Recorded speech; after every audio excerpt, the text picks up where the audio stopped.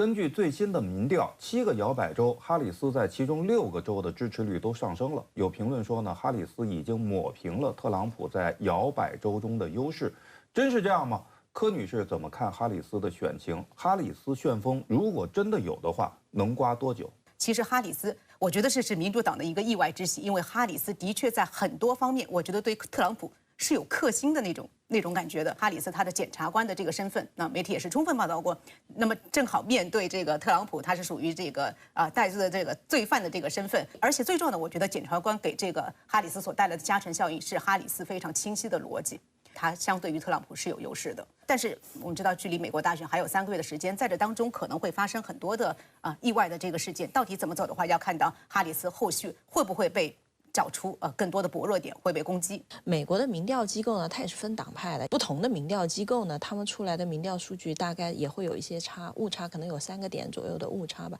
有的时候呢，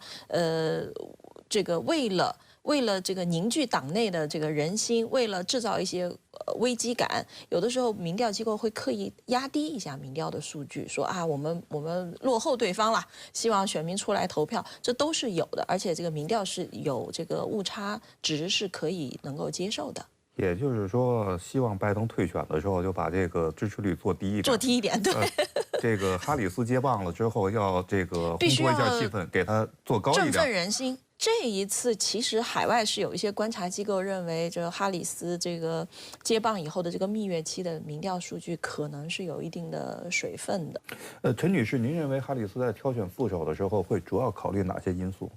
我觉得第一个呢，应该是考虑跟他的这个适配度，他应该找一个呢方方面面可以补他短板的人，这是第一个要考虑的。第二个要考虑的肯定还是在战场州的号召力，因为今年的美国大选其实真的最关键的决定大选走势的是6个摇摆州，如果我们再仔细看的话，其实就是3个蓝强州，还就是这个密西根、宾夕法尼亚和威斯康星州哈。所以在这3个州的影响力肯定是哈里斯要考虑的一个重点的元素。第3个我觉得很重要的是，这个副总统的候选人要尽可能的，道德上较少瑕疵，就不要出现短板，因为时间很短促，绝大多数哈里斯可以挑选的候选人都没有经过全国的这样一个选举的筛选和背景调查，所以他们很有可能身上会埋着雷，万一这个雷被共和党掌握了，然后共和党现在不说，到了10月份再抛出来，就变成10月惊吓了。这一点可能对哈里斯的打击就会比较大。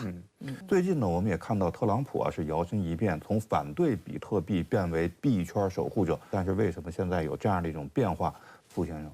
对我认为主要原因就是为了筹款，当然也是为了拉拢这个选票，就是这些加密货币的支持者。原来硅谷基本上都是支持民主党的，然后但是现在就是特朗普，然后加上万斯跟硅谷有一些联系，所以说现在硅谷的一些当然是少量的一些大佬就是转向支持这个特朗普，其中有很多就是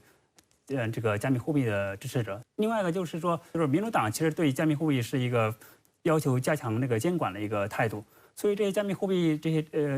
这个群体其实也没有其他办法，他只能说去这个特朗普那儿碰碰运气，看能不能特朗普将来就是上台之后能不能给他一些政策上的一些放松。当然这个具体将来这个特朗普上台后怎么做，其实也很难预料。说到底，谁当总统是不是金主们所选择的？陈女士如何来看这个金主和政客之间的关系？因为美国的大选它这个2党制它其实也是有一定的怎么说呢？这个局限性的，就是说，一个政治人物，不管你多么优秀，你要通过向全国来，表现自己的能力，然后让全国的选民认识你，这其实就是一个非常高的门槛，没有钱是做不到的。所以这也是为什么金主可以影响美国的选举政治。此外呢，金主和政客之间的关系又不是那么的直接或者说是线性的。比如说金主它也存在着两面下注的问题，我哪边都不能得罪有很多企业它其实就是这样的，金主是两边都捐钱的。然后历史上还有一个就是，当选的总统对于这些金主呢，他是有一个政治回馈的。外交领域特别明显，就是很多美国的驻外大使都是因为当年捐了很多钱，然后他们就开始走上了政治舞台的前端。比如说现在的国务卿布林肯，布林肯的爸爸当年是个投资银行家，他最后成为了美国驻匈牙利大使，布林肯的叔叔最后成为美国驻比利时大使，这2个人都是从事金融行业最后起来的。还有一些金主呢，他们第1代负责赚钱，到了第2代、第3代开始培养自己的孩子进入政坛。美国这种例子比比皆是。所以在美国，金钱和权力的关系也是非常复杂的，但是呢，也是非常强有力的。对。虽然拜登宣布退出2024年美国总统选举，但他多次重申将继续履行剩余任期的计划。就在近期，美国展开了一系列外交攻势。当地时间8月1号，美国和俄罗斯在土耳其首都安卡拉进行冷战结束以来最大规模换球。美国及其北约盟国释放8名俄罗斯公民，俄方则释放了16名美方要求的人员，其中包括美俄之间就换球议题拉扯许久的几名要犯。拜登称这次换球是一项外交壮举。值得注意的是，拜登、哈里斯以及普京都亲自前往机场迎接因换球行动而得以归来者。有美国高级官员透露，这项复杂的换球协议是在拜登宣布退选前几天达成的。特朗普则对这一换球行动予以尖锐批评，称其为普京的胜利。8月1号晚，拜登就美俄换球行动在白宫宴会厅发表讲话时，向多个盟友在其中参与并提供帮助表示感谢。他承认德国做出了重大让步，为被俄罗斯关押的4名美国人和12名德国人获释做出了必要的努力，并表示对任何质疑盟友是否重要的人来说，他们确实重要。拜登此言被认为是毫不掩饰地抨击了美国前总统特朗普以及其他主张孤立主义的共和党人。值得一提的是，今年5月，特朗普曾以美国人质被俄罗斯扣押为由批评拜登无能，声称自己当选了不用进行人质交换，光是凭着自己与普京的私人关系，就能让因间谍罪在俄罗斯获刑的美国公民、华尔街日报记者格尔什科维奇从俄监狱中获释。外界不禁发出疑问：为什么普京不惜在交换囚犯人数上吃亏，也要跟美国交换，而不把这一大礼送给特朗普，反而要得罪特朗普？有分析认为，正是看到了美国国内选情目前发生的戏剧性变化，让俄罗斯开始压住哈里斯当选。还有观察指，在距离美国总统大选投票日不到100天之时，换球也为民主党党选注入了新的动力，尤其能助攻哈里斯。此外，在拜登离任前不到6个月完成这次换球，也被认为是其取得的一项外交成就和外交遗产。其实，在拜登宣布退选的讲话中，他就表达了对塑造自身政治遗产的重视，而应对俄乌冲突、解决巴以冲突、进一步强大巩固北约，以增强亚太地区盟友及伙伴关系，也成为其外交遗产的4大支柱。分析认为，在50年权力生涯即将落幕之际，抛下竞选连任包袱的拜登将努力在剩余的时间里争取对全球事务产生更大的影响。8月1号，美国和俄罗斯大规模的交换囚犯，这是冷战结束以来美俄之间最大规模的一次换球。其实呢，不仅仅是美俄啊，应该说是美西方和俄罗斯。拜登呢也很兴奋，欢呼这是一次外交上的壮举。柯女士怎么看？就这个就是对于拜登来说，他是通过这样的一种宣传来显示美国对于他的这个在海外的这个公民的这样的一种保护是有利的。这个包括在人道主义这一方面的话，那可能是这方面的辞令会比较多一些。但事实上，我们再去看这件事情的本质上的话，这件事情其实对于俄乌冲突它整个的一个走向是没有，应该说是没有任何的影响的。而且无法改变拜登政府在接下来的时期陷入俄乌冲突这样的一个泥潭，这个钱支持到底要给多久，这样的一个泥沼深陷，无法改变这样的局面。所以我觉得它外交上面是没有多大意义的，只是宣传上的。我很同意您的说法。不过呢，美西方和俄罗斯进行这么大规模的换球，我想背后应该经过很长时间的谈判。那么，是不是就说明他们还是有渠道进行一些接触和管控局势的？傅先生怎么看？其实，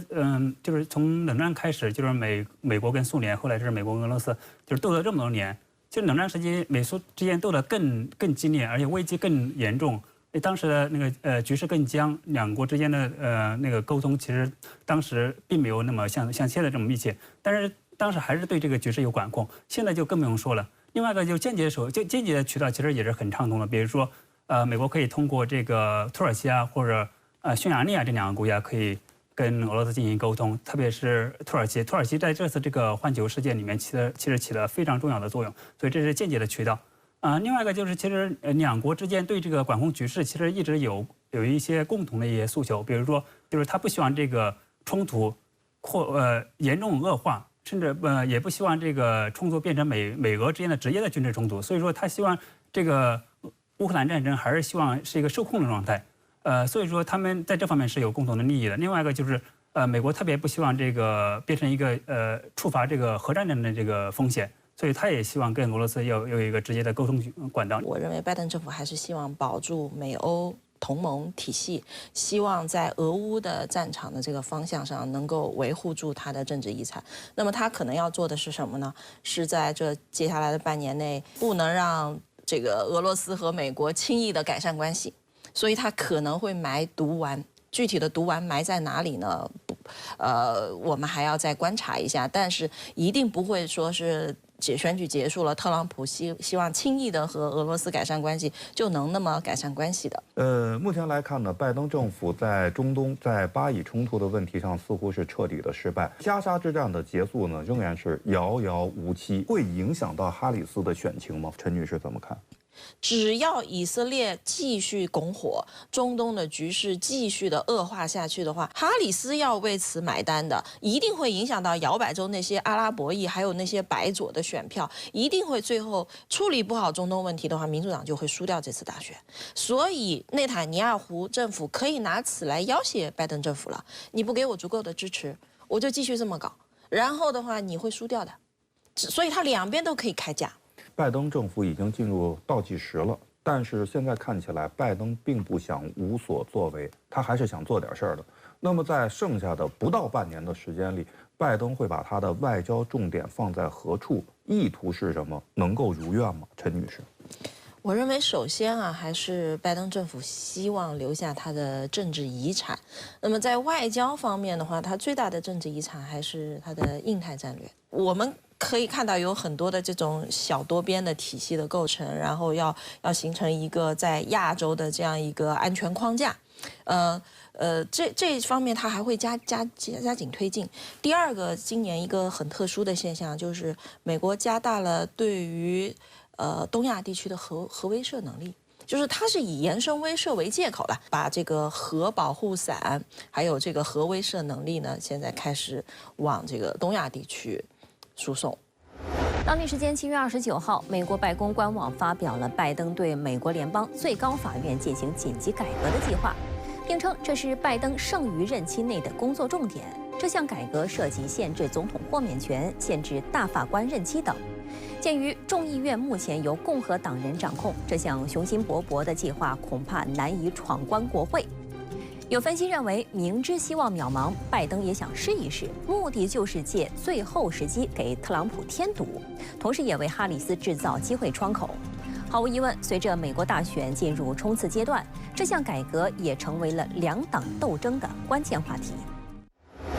对于拜登的改革计划，民主、共和两党立场泾渭分明。特朗普竞选团队称，拜登和哈里斯试图破坏最高法院的合法性，并给哈里斯贴上极左、激进标签。有分析认为，拜登火力全开剑指最高法院，也意在为哈里斯助攻。但拜登的这项改革，唯一能够确定的就是势必会增加美国政治对立的强度，这对于本就撕裂严重的美国而言，无异于火上浇油。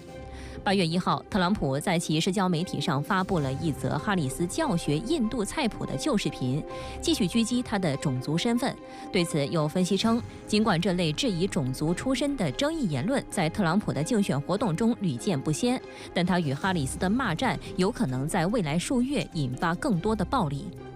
美国安全部门和媒体先前多次警告，美国正面临1970年代以来最严重的政治暴力潮。如果特朗普在11月5号的大选中失利，并再次鼓吹投票结果被政敌操纵，叠加此前他所受到的多宗刑事指控，美国政治暴力风险会大幅提高。2021年国会山骚乱事件很可能重演。在拜登还未退选前，特朗普其实在拉丁裔和非洲裔选民中的支持度历史性的提升。那么在哈里斯成为民主党推定的候选人之后，哈里斯她的这种女性和少数族裔的身份让特朗普有些不安，甚至有些措手不及，担心哈里斯会吸收掉许多非洲裔选民。所以特朗普公开声称哈里斯不是黑人，就是要告诉黑人选民，哈里斯是一个骗子，你不要跟着他跑。如果特朗普不断强化哈里斯是骗子的，然后哈里斯最后还赢了，那么特朗普的崇拜者就有可能以选举不公为由，用暴力手段来反抗。除了社会撕裂、暴力风险加剧，美国的债务问题也引发各界关注。美国财政部7月29号公布的最新数据显示，美债总额首次达到35万亿美元，超过诸多危险指标，给美国乃至世界未来埋下隐患。近年来，美国经济和债务走势呈现出明显反差，整体经济增速持续低迷，但整体债务水平加速膨胀。2023年6月以来，美债更是以每100天增加约1万亿美元的速度狂飙，直接导致未来所需支付利息也相应增多。根据美国国会预算办公室的预测，到2033年，美国国债利息支付额将从2022年的近4750亿美元增加2倍，超过1.4万亿美元。到2053年，美国国债利息支付额预计将飙升至5.4万亿美元，这将超过美国在社会保障、医疗保险、医疗补助等项目上的支出。而美债失控，民主、共和两党难辞其咎，两党出于政治考量，都不愿对此踩刹车。尤其在总统大选背景下，两党更不太可能出台削减开支、控制债务的实际政策。有媒体注意到，目前来看，哈里斯和特朗普在竞选中都很少谈及债务问题，并没有切实可行的计划来解决这个问题。美国特斯拉公司首席执行官马斯克日前就此发文表示，美国正在走向破产。日前，拜登公布了关于联邦最高法院改革的计划，涉及限制总统豁免权、限制大法官任期等等。这被认为是拜登的最后一战，但是这个改革计划基本上没有成功的可能性。知其不可为而为之，拜登图的是什么？傅先生，最近几年，这个最高法院是这个保守派大法官是占6名，然后这个占绝对优势，所以说这个情况对民主党是非常不利的，基本上是不可能实现。但主要问题，他们主要还是就是说，是为了拉拢一些民主党的基本盘选民，动员一下他们的士气，提升一下他们的士气。我同意傅老师的判断，就是还是有选举方面的考量。这其实是一种选举手段。选举手段，因为这里面牵涉到的就是保守派大法官这个推翻这个罗斯韦德案，牵涉到妇女的这个堕胎权利的捍卫的问题，而正好呢，就是这次大选，民主党主打的是堕胎权的问题，哈里斯又是一个女性，所以她这个时候推出这样一种修宪的这个倡议呢，我觉得还是有为哈里斯助选的这个考虑。最近呢，美国经济呢也传出了一些负面的消息，会拖累哈里斯的选情吗？这个美国的经济情况一直是拖累这个拜登和哈里斯选情的一个最大的一个问题。而且现在美国选民是最关注经济问题的，尤其是通胀。虽然现在美国通胀率是明显下降了，只有2.6%左右，但是相对于就是疫情之前，美国这个物价水平是明显的上涨，甚至涨了1半或者1倍。这样的话，对这些尤其是对一些经济比较困难的年轻选民呢，或者少数族裔选民呢，他们就压力非常大，尤其是在租房啊或者买房方面。而且这些选民又是民主党的基本盘，所以说对这个哈里斯的选情呢，肯定是一个负面的影响。哈里斯由于他本人的确在这段期间，这个整个4年期间，他更多是作为拜登政府的一个政策的传声筒，其实是给哈里斯本人带来了一定的空间。我觉得，如果接下来的话，就是我们说他的这个竞选拍档在某些方面是不是能够给他提供一些能力、经验这方面的这样弥补这样的一个漏洞。除此之外，还在于接下来哈里斯整个的这个团队的组成当中，是不是有更具有说服力的，能够让老百姓相信他能够提供比较好的这样的一种主张的？我觉得是能够扳回这个不利的局面的。现在还没有看到哈里斯的竞选纲领，他在经济政策方面是还会延续拜登的路线呢，还是会和拜登经济学拉开距离，甚至进行某种切割？陈女士怎么看？我判断他应该还是会大概率保持拜登目前的这样一种经济政策。两个关键的依据，第一个呢，拜登在退出的时候，他直接点名了哈里斯，他支持哈里斯，这也就意味着哈里斯能够走到前台，拜登是出了很大的力的。所以这个时候，他如果跟拜登的这个重大的政策然后产生分歧的话呢，实际上是有一点背刺拜登的意思哈，就没有办法去维护拜登的政治遗产了。所以我觉得哈里斯大概率不会这么做。第二个很重要的原因呢，我们知道拜登经济学这套这个政策，实际上是最背后的推手是拜登现在的国家安全顾问沙利文。沙利文他其实最早是希拉里看好的一个年轻人，他是属于希拉里派系的。后来呢，他的才华又被奥巴马和拜登赏识，所以呢，这个奥巴马和拜登也看好他，所以他相当于是得到了民主党内几大建制派的这样一种认可。他被誉为是民主党未来的一个政治新星，他不一定出来竞选总统，但他一定会在未来几十年都对民主党产生重要的影响。所以这样一个关键的人物，只要民主党还在台上，是不可能绕过他的。他提出的这个政策主张，我觉得很难去做切割。美国大选逐渐进入倒计时，美国国内政治内斗是否有可能冲击全球局势？可能带来哪些风险？我们应该如何规避？陈女士，首先就是美国国内的内斗呢，会引起美国国内这个政治形态的一个巨大的不确定性。这个不确定性的风险呢，是有可能外溢的。比如说美国的盟友，美国的盟友现在就非常的紧张啊，不知道最后美国到底是哪一派会上台。还有就是，如果出现焦灼的情况，如果美国真的有内斗的话，那么盟友应该如何去面对？第二个，我认为很重要的是，政治的不确定性会导致经济的不确定性，这个可能对于全球各国来说是一个巨大的风险。比如说，我们看到在这个国债上限的问题上，这个两党之间的政治内斗就会给整个的国债市场金融市场它会造成一定的动荡。那么除此之外的话，我们看到这个美国在这个整个的这个政治内斗的过程当中，我们还看到，比如说在贸易领域，它的这个政策是越来越这个保护主义。对于我们来说的话，要想办法就是怎么样做好这个多元化市场，我觉得还是非常重要。